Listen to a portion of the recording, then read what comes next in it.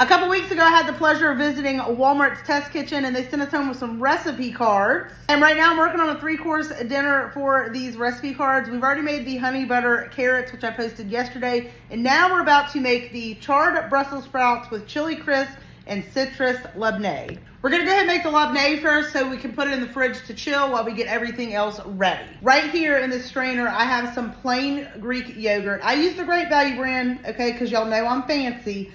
I put this into a strainer to strain overnight so the juice would come out. To this, we're gonna add the zest of 1 lemon. Now you need to add 1 tablespoon of lemon juice, which this looks like a pretty juicy lemon. I think that's gonna be about a tablespoon. We're gonna juice that in here. Then we're gonna add 1 tablespoon of honey. This is optional, but this is gonna balance out the heat because we're gonna be adding some heat to this recipe also. And then last but not least, some salt to taste. And then go through and mix this together really well. And then you're gonna set it in the fridge to chill, which is gonna tighten it up some. I know people have big feelings about Brussels sprouts, but I love them. I could eat my weight in Brussels sprouts. You're gonna need 1 pound of Brussels sprouts halved. I made it easy on myself because I am a lazy cook. And I went ahead and got the ones that were already halved. These are 12-ounce bags. I got 2 of them, so I'm just gonna measure out what I need. We're gonna drizzle about 2 tablespoons of olive oil over these Brussels sprouts. We're gonna season to taste with just some salt and pepper. All right, just toss them around. All right, and then just toss to coat the oil and salt and pepper on your Brussels sprouts.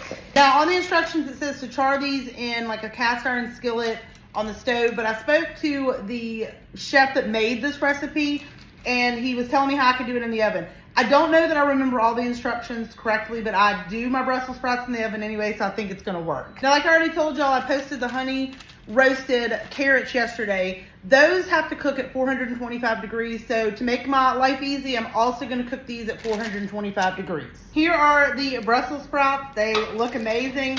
Now I'm gonna take some Chili Crunch. You can use any kind you like. Now, Chili Crunch is very spicy, so just do as much or as little as you like.